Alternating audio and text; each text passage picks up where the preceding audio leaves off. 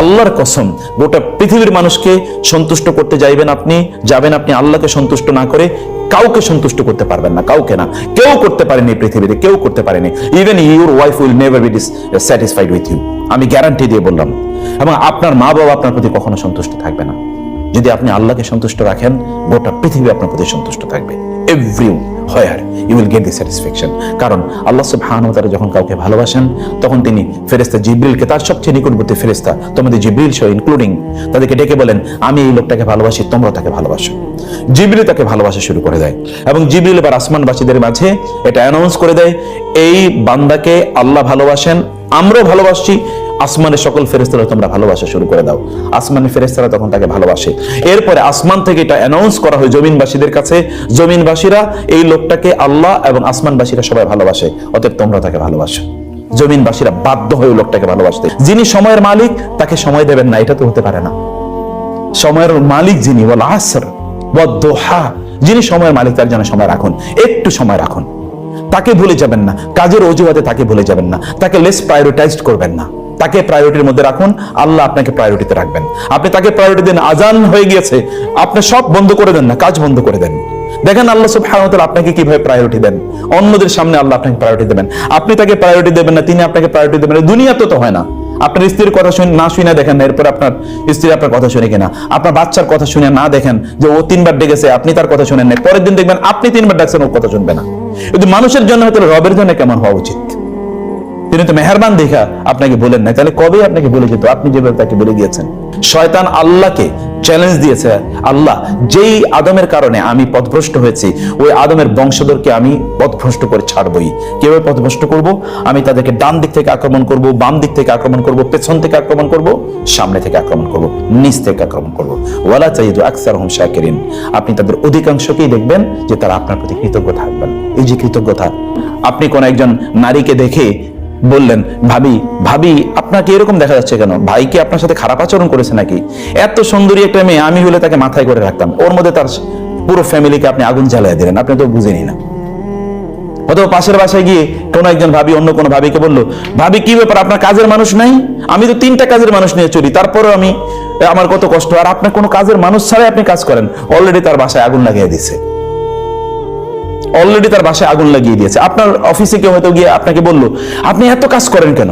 আপনাকে এত কাজ করলে তো আপনার উপর আবার নতুন করে কাজ চাপিয়ে দেবে। কাজ কম করবেন, তাইলে দেখবেন আপনার আর কাজ চাপিয়ে দেবেন। অলরেডি ড্যামেজড, অলরেডি আপনারা শেষ করে দিছে। হয়তো কেউ আপনাকে বললো, আপনিও তো মানুষ, আপনি এত বোঝা কিভাবে নেন? আমি তো এটা বুঝতেই পারছি না। আপনাকে কিন্তু ও শেষ করে দিয়েছে, কারণ ও শয়তান রূপে এসে, সে কিন্তু আপনার মধ্যে একটা ভালো মানুষের রূপ নিয়ে, শয়তান তো সর্বদাই ভালো মানুষের রূপ নিয়ে আসে, কারণ ও তো শয়তানের রূপ নিয়ে আসলে তো আপনি তার কথা শুনবেন না। ও তো ভালো মানুষের রূপ নিয়ে আসবে আপনার কাছে। ও কিন্তু আপনাকে শেষ করে দিল এবং আপনার প্রতিষ্ঠানটাকে শেষ করে দিল। সে হয়তোবা এই ইন্টেনশন এসছে, আপনি অথবা বুঝতে পারেন না, তার নিয়তি ছিল এটা, সেই কাজই করেছে।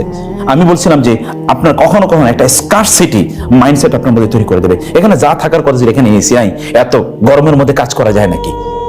আপনি হয়তো এরকম একটা চিন্তা করলেন, আমার যতটুকু স্যালারি পাওয়ার কথা ছিল ততটুকু আমি পাই না, এরকম। আর বসটা খুব খিটখিটে, আপনি তোর বসের কাজ করেন না, আপনার তো ইন্টেনশন রং আছে।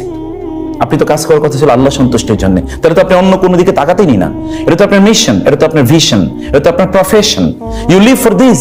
আপনি তো এর জন্যই বেঁচে আছেন।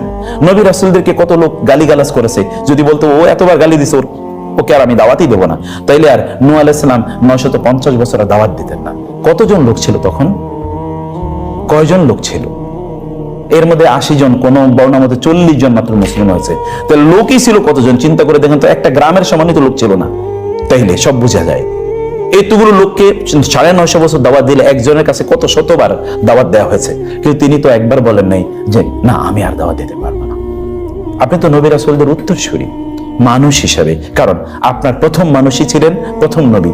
আদম কি প্রথম নবী না? প্রথম মানুষই তো প্রথম নবী, অথবা আপনি তো নবীর বংশধর, আপনি তো নবীর বংশধর, আপনি তো বনু আদম। নবী আপনার পিতা, দ্বিতীয় নবী আপনার পিতা নূহ আলাইহিস সালাম, যাকে দ্বিতীয় আদম বলা হয়। তৃতীয় নবী আপনার পিতা, যাকে ইব্রাহিম আলাইহিস সালাম বলা হয়। তিনি কি এই মুসলিম জাতির পিতা না? মিল্লাত আবিকুম ইব্রাহিম, তোমাদের পিতা ইব্রাহিমের মিল্লাত তোমরা। তাহলে আপনার 3 পিতা হলো কি? আর এরপর যে সর্বশেষ মুহাম্মদ রাসূলুল্লাহ সাল্লাল্লাহু আলাইহি ওয়াসাল্লাম বলেন, তিনিও তো আপনার পিতা তুল্য। রাসূল সাল্লাল্লাহু আলাইহি ওয়াসাল্লাম বলেছেন, আনা লাকুম মিসলু আবিকুম, আমি তোমাদের জন্য তোমাদের পিতার মতো। হাদিসে এসছে, সহিহ হাদিসে এসছে। তাহলে আপনাদের 4 জন পিতা যদি হয় নবী, তাহলে আপনারাও তো নবীরই সন্তান। আপনাদের মধ্যে সে আদর্শই থাকতে হবে, মানে আমাদের মধ্যে। আপনাদের বলতে don't take me mistake please, আমাকে মনে করবে না যে আমি কেবল আপনাদেরকে বলছি, আমি আমাকে বলছি। উমর রাদিয়াল্লাহু তাআলা কিসসা আপনাদেরকে বলি। ওসমান রাদিয়াল্লাহু তাআলা তিনি দেখলেন একজন লোক, তিনি প্রচন্ড তীব্র গরমের মধ্যে তিনি 2টা উট হাঁকে নিয়ে আসছেন। তিনি একটা ছায়ার নিচে তিনি তাঁবুতে দাঁড়িয়ে আছেন। তিনি এত তীব্র গরমে আমি বাইরে যেতে পারছি না। এই লোকটা একটু বৃদ্ধ টাইপের, একটু বয়স্ক টাইপের, কে এরকম গরমের মধ্যে তিনি এখানে আছেন? এগিয়ে গিয়ে দেখলেন আমিরুল মুমিনিন ওমর ইবনে খাত্তাব রাদিয়াল্লাহু তাআলা। ইয়া আমিরুল মুমিনিন, আপনি এত গরমে? তিনি একটু গিয়ে তারপর আবার দৌড়ে এসে তিনি তাঁবুর মধ্যে ঢুকে গেলেন। আমিরুল মুমিনিন আপনি? বলে হ্যাঁ, জাকাতের 2টা উট হারিয়ে গিয়েছিল, ওই উটগুলো খোঁজার জন্য আমি মরুভূমিতে গিয়েছি, এই যে উটগুলো খুঁজে পেয়েছি এগুলো নিয়ে আসছি। বলে আমিরুল মুমিনিন, এটা আপনি অন্য কাউকে বলতে পারতেন না? আচ্ছা ঠিক আছে, এগুলো আপনি কষ্ট করে নিয়ে এসেন, আমাদেরকে দেন, আমরা অন্য কাউকে দিয়ে এসে। বলল না, এটা তো আমার দায়িত্ব। কিয়ামতের দিন যদি আল্লাহ আমাকে বলেন যে জাকাতের উট রাষ্ট্রীয় সম্পদ ছিল, এটা মানুষের মুসলিমদের সম্পদ ছিল, এটা হারিয়ে গেছে, তুমি তো দায়িত্বশীল ছিলা, তুমি কি করেছো? কিয়ামতের দিন যেন আমি আটকে না যাই, এজন্য আমি খুঁজে বের করেছি, আমি যেখানে এগুলোকে রাখার কথা ছিল ওইখানে আমি রেখে আসবো। একটা ওমর গোটা পৃথিবীর জন্য কতটা দরকার চিন্তা করে দেখেন তো। একটা ওমর আমিরুল মুমিনিন, আপনি হলে তো আপনার আমিরুল মুমিনিন নির্দেশ দিলে 1000 না 1 লক্ষ লোক তাদের জীবন দেওয়ার জন্য প্রস্তুত থাকতো। যুদ্ধের ময়দানে আমিরুল মুমিনিন যদি বলেন যুদ্ধে যেতে হবে, প্রত্যেকের জন্য যাওয়া ফরজ। রাসূল সাল্লাল্লাহু বলেছেন, যদি তোমাদের উপর কোনো হাফ স্বীকৃত দাসকে যদি তোমাদের নেতা বানানো হয়, তাকে আনুগত্য করা তোমাদের জন্য ফরজ। এটা তো উমর খাত্তাব, যিনি খিয়ারুকুম ফিল জাহিলিয়াতি খিয়ারুকুম ফিল ইসলাম, যিনি যখন জাহিলি যুগে ছিলেন তখনও তিনি সেরা, ইসলামে যখন আসলেন তখনও তিনি সেরা। সে উমরের কথা শুনে না এরকম সাধ্যকার যে উমরকে দেখলে শয়তান অন্য রাস্তায় পালিয়ে চলে যায়, সে উমরের কথা শুনে না, এরকম তো কারো সাধ্য নাই। সে উমর সেখানে, তার মধ্যে যদি এই অনুভূতি থাকে, তাহলে আমাদের অনুভূতিটা কোন লেভেলে থাকা দরকার? আমাদের অনুভূতিটি তাইলে কোন লেভেলে থাকা দরকার? এই জন্য আমি যেটি বলছি যে এখানে এটি একটি বিষয় আছে, দুটো হচ্ছে একটা প্যারালাইজিং, একটা ফিয়ার, এটাও শয়তানের কাজ। রাসূল আল্লাহ সুবহানাহু ওয়া তাআলা বলেন, ইন্নামা যালিকুম শাইতানু ইউখাউইফু আউলিয়াহু ফালা তাখাফুহুম ওয়া খাফুনি ইন কুনতুম মুমিনিন। আপনি কখনো কখনো দেখবেন শয়তান আমাদের মধ্যে এক ধরনের ভয় তৈরি করে দেয়। কিসের ভয়? আমি যদি কিছু করি, যদি বস যদি একটু অসন্তুষ্ট হয়, অমকে যদি একটু অসন্তুষ্ট হয়, আমার যদি চাকরিটা চলে যায়, এই জন্য সবারই তোষামোদি কইরা আপনি এক ধরনের চলতে চাচ্ছেন। আপনি কোন ধরনের কাজের মধ্যে নাই, কেবল তোষামোদির মধ্যে আছেন। অথবা আপনি শুধুমাত্র কি করছেন, বিভিন্ন ক্ষেত্রে আপনি এক ধরনের ম্যানেজমেন্ট করে আপনি চলছেন, এক ধরনের ম্যানেজ, অমকের ম্যানেজ করেন, তমকের ম্যানেজ করেন, অমকের ম্যানেজ করেন ইত্যাদি। আপনি you don't have any performance, but you are just managing. আপনি তো ম্যানেজিং এর জন্য এখানে আসেননি, আপনি আসেন পারফর্মিং এর জন্য, আপনি আসেন পারফর্মিং এর জন্য, অ্যাকশনের জন্য। You are suppose to act, you are for action. আপনাকে তো কাজ করতে হবে, আপনার এই জাতীয় ম্যানেজমেন্টের জন্য এখানে আপনাকে আনা হয় নাই। আপনি বিভিন্ন জিনিস নিয়ে আপনি টেনশনে আছেন, আপনার হয়তো প্রমোশন যথাযথ হয় নাই, প্রমোশনের টেনশনে, প্রমোশনের এই উদ্বেগে আপনার কোনো কাজই হয় নাই। পরীক্ষার বয়সে যেমন পড়াশোনা ছেড়ে দিয়েছে, প্রমোশনের টেনশনে আপনি কি আপনার সকল কার্যক্রম আপনি ছেড়ে দিয়েছেন, কোনো কার্যক্রম আপনি ঠিক মতো চলছে না। শয়তান এরকম একটি অ্যাপ্রিহেনশন ব্যক্তির মধ্যে তৈরি করে দেয়, লেজিনেস, প্রোক্রাস্টিনেশন। এটি আমাদের জন্য প্রচন্ড ভয়ঙ্কর একটি কাজ, এবং এই কাজটিও শয়তান আমাদের মধ্যে তৈরি করে দেয় যে লেজি। লোকের কিন্তু লেজি, সে তার কাজটা যথাযথ সময় করবে না, তিনি তার কাজটি ঠিক মতো করবেন না ইত্যাদি কারণে, অথবা ঠিক আছে আমি কাজটি এখন করব না, একটু পরে করব, কতক্ষণ পরে করব, এইভাবে আমরা আমাদের যে দায়িত্বগুলো আছে এই দায়িত্বগুলো আমরা যথাযথভাবে সম্পাদন করি না। অথচ আমার তো আজকের কাজ, এখনকার কাজ এখনই করার কথা ছিল। আমি যতক্ষণ এখনকার কাজ এখন না করি, তাহলে আপনি ডক্টর হিসেবে আপনার এখন যে অ্যাসাইনমেন্টটা থাকার কথা ছিল, যে কাজটা করার কথা ছিল, এটা যদি না করেন তাহলে এরপরে যেটা সেটা হ্যাম্পার্ড হবে, এরপরটা হ্যাম্পার্ড হবে, এরপরটা হ্যাম্পার্ড হবে। মানুষ তো তার যে দায়িত্ব, মানুষ তার যে অধিকার আছে, অধিকার তো আপনার কাছে যথাযথ পাচ্ছে না। অথবা আপনি যখন তার অধিকার আপনি ঠিক মতো দিচ্ছেন না, বিশ্বাস করুন আপনার অধিকার অন্য জায়গায় আপনি পাবেন না ঠিক মতো। আপনি যদি তাকে আপনার অধিকার ঠিক মতো না দেন, তাহলে আপনি আপনার অধিকার কোথাও ঠিক মতো পাবেন না। রাসূলুল্লাহ সাল্লাল্লাহু আলাইহি ওয়াসাল্লাম বললেন, আউয়ালু মা তাফকুদুনা মিন দীনিকুম আল আমানা, তোমরা তোমাদের দ্বীনের প্রথম যে জিনিসটি তোমরা হারাবে তা হলো আমানত। আপনি নিজকে আপনি আমানতদার বানান প্লিজ। আপনি যতটুকু কাজ করবেন অতটুকু কাজ ইখলাসের সাথে করুন, আল্লাহ সন্তুষ্টির জন্য করুন। এখানে ঢুকেই দেখবেন আপনি যদি বলেন আল্লাহ সন্তুষ্টির জন্য করছি, তাহলে কে কি বলছে, কি হচ্ছে না হচ্ছে, আপনার কিচ্ছু টেনশন আসবে না। কারণ নবী রাসূলুল্লাহ কি বলেছে, ইন আজরিয়া লা আসআলুকুম আলাইহি আজরা ইন আজরিয়া ইল্লা আলাল্লাহ। হে লোকেরা, তোমাদের কাছে তো কোনো বেনিফিট চাই না, বেনিফিট আমার, যা রিওয়ার্ড আমার, যত পুরস্কার কে দেবেন? আল্লাহ। অতএব টেনশন নেই, কোনো টেনশন নেই। নবী রাসূলদের তাদের এটা চরিত্র ছিল। আপনাদের এরকম একটা চরিত্র নিজেদের তৈরি করা দরকার, যে আমি যা কিছু করছি না কেন এটা মহান আল্লাহ সুবহানাহু ওয়া তাআলার জন্য, এটি আল্লাহ সন্তুষ্টির জন্য আমি এই কাজটি করছি। আমি বলছিলাম যে আপনার প্রফেশনাল ডেভেলপমেন্টের জন্য একটি টাইম প্রতিদিন বরাদ্দ করে রাখবেন। আর দাউদ আলাইহিস সালাতু ওয়াস সালামের টাইম ম্যানেজমেন্টটা আমাদের জানা দরকার। দাউদ আলাইহিস সালাম কি করতেন জানেন? তার সময়টাকে তিনি 3টা ভাগ করতেন। এর মধ্যে একটা ভাগ হচ্ছে তিনি আল্লাহর ইবাদতের জন্য রাখতেন। আল্লাহর কসম, আল্লাহর ইবাদতের জন্য যদি আপনি সময় না রাখতে পারেন, তাহলে আপনার এই প্রফেশনাল ক্যারিয়ার আপনি কোথাও এগিয়ে নিয়ে যেতে পারবে না। আপনি যতক্ষণ আল্লাহর সামনে দাঁড়িয়ে থাকবেন ততক্ষণ পর্যন্ত আল্লাহ সুবহানাহু ওয়া তাআলা আপনার মধ্যে অটোমেটিক্যালি জ্ঞান ইনসার্ট করা শুরু করে দেবেন, যতক্ষণ আল্লাহর সামনে দাঁড়িয়ে থাকবেন। রাসূলুল্লাহ সাল্লাল্লাহু আলাইহি ওয়াসাল্লাম এত জ্ঞান কোত্থেকে অর্জন করেছেন? আচ্ছা, সাহাবীরা এত জ্ঞান কোত্থেকে পেয়েছেন বলেন তো? কোত্থেকে তারা এত জ্ঞান অর্জন করলেন? আপনি যদি আমাদের মুসলিম স্কলারদের কথা বলেন, আপনি দেখবেন রাতের অধিকাংশ সময় তারা ইবাদত করতেন, নামাজে দাঁড়াতেন। তাহলে পড়তো কখন? এত জ্ঞান কোত্থেকে অর্জন করলো? এত বই কখন লিখলো তারা? পড়লো কখন? লিখলো কখন? এত ইবারত বা এত রেফারেন্স তাদের কিভাবে মুখস্থ থাকলো? কিভাবে থেকে জানেন? জ্ঞান দেওয়ার মালিক যিনি, তার সামনে যখন দাঁড়িয়েছিলেন তখন তিনি এমনি দিয়েছেন। আপনি টাকা ইনকাম করে কত টাকা ইনকাম করতে পারবেন, কিন্তু একজন 1000 কোটি টাকার মালিক আপনাকে যদি একসাথে 100 কোটি টাকা দিয়ে দেয়, 100 কোটি টাকা আপনি আজীবন ইনকাম করতে পারবেন নাকি? তা তো পারবেন না।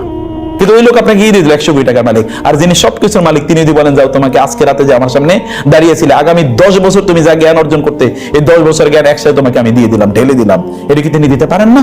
তিনি পারেন। আপনি আপনার রবকে আপনি প্রায়োরিটি দেন। আপনার রবের ডাক যখন আসবে তখন সবকিছু ভুলে যান। রাসূলুল্লাহ সাল্লাল্লাহু আলাইহি ওয়াসাল্লামের চেয়ে তো নিশ্চয়ই বেশি কর্মব্যস্ত আপনি না, রাসূলের চেয়ে তো নিশ্চয়ই কর্মব্যস্ত না। তার কয়জন স্ত্রী ছিল?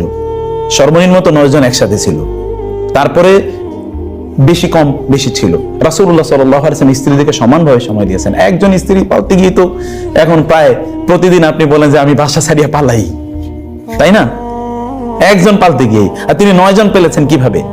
এরপরে তো রাষ্ট্র, তারপরে দাওয়াত, এবং কেউ একজন সাহাবী যদি আপনি গোটা জীবন খুঁজে একজন সাহাবী যদি কখনো বলে থাকে আপনাকে, রাসূল আমাকে একটু কম সময় দিয়েছে, একজন খুঁজে পাবেন? আমি অবাক হয়ে যাই যখন সাহাবীদের জীবনী পড়ে দেখি তিনি বলেন রাসূল আমাকে সবচেয়ে বেশি ভালোবাসতেন। আমার তখন অবাক লাগে যে মানে সবাইকে সমানভাবে ভালোবাসা কিভাবে দেওয়া যায়? এটা মিরাকল, মুজিজা ছাড়া সম্ভব। আপনার সন্তানরাই তো বলবে যে আপনি, অথবা আপনি আপনার মায়ের বাবার বিরুদ্ধে দেখবেন যে বলবে আমার ওই ভাইয়ের একটু বেশি ভালোবাসা, আমার একটু কম ভালোবাসা। এই কয়েকটা সন্তান মাত্র, আর কিভাবে এত সাহাবীকে সবাইকে সমানভাবে ভালোবাসা যায়? কিভাবে সম্ভব? এটা আল্লাহর নেয়ামত ছাড়া সম্ভব না, এটা আল্লাহর পক্ষ থেকে সাহায্য ছাড়া সম্ভব না। তিনি তো তাই করেছেন, সুবহানাল্লাহ। সেজন্য আপনি তো রাসূলের চেয়ে বেশি ব্যস্ত না, তিনিও তার রবকে ভুলেন নাই, আপনি আপনার রবকে ভুলে যাবেন না। আপনার যত ব্যস্ততায় থাকুক না কেন, আপনার রবকে প্রফেশনাল ক্যারিয়ার ইত্যাদি ইত্যাদি এই অজুহাতে আপনার রবকে আপনি কোন অবস্থায় ভুলে যাবেন না। যিনি আপনাকে সময় দিয়েছেন অবশ্যই তার জন্য কিছু সময় বরাদ্দ রাখুন। এই জন্য আরবরা বলতেন, সালফে সালেহ বলতেন, ফাআমুর কবরাকা কবর কামা আমারতা কাসরাক। আপনার বাসাটা যেরকম ভাবে সাজাইছেন কবরটা এইভাবে সাজিয়ে যান। কবরটা কিন্তু মৃত্যুর পরে সাজানো যায় না, এর আগেই সাজাইতে হয়। ইউসুফ আলাইহিস সালাতু ওয়াস সালাম যখন ওইখানে ডিজাস্টার তৈরি হলো তখন তিনি কি বলেছিলেন? ইজআলনি আলা খাজাইনিল আরদি ইন্নী হাফিজুন আলিম। আপনি আমাকে এখানকার ফাইন্যান্স অথবা ফুড অথবা ডিজাস্টার মিনিস্টার বানান, আমি খুবই কি দায়িত্বশীল, আমি দায়িত্বশীল মানুষ, আমার দায়িত্বে আপনি কোনো ত্রুটি পাবেন না। এবং দায়িত্বশীলতা কোথায় তাকে নিয়ে পৌঁছেছে? পরবর্তী তিনি হি বিকেম দ্য সম্রাট, এম্পায়ার অফ দি আপনার ইজিপশিয়ান এম্পায়ার।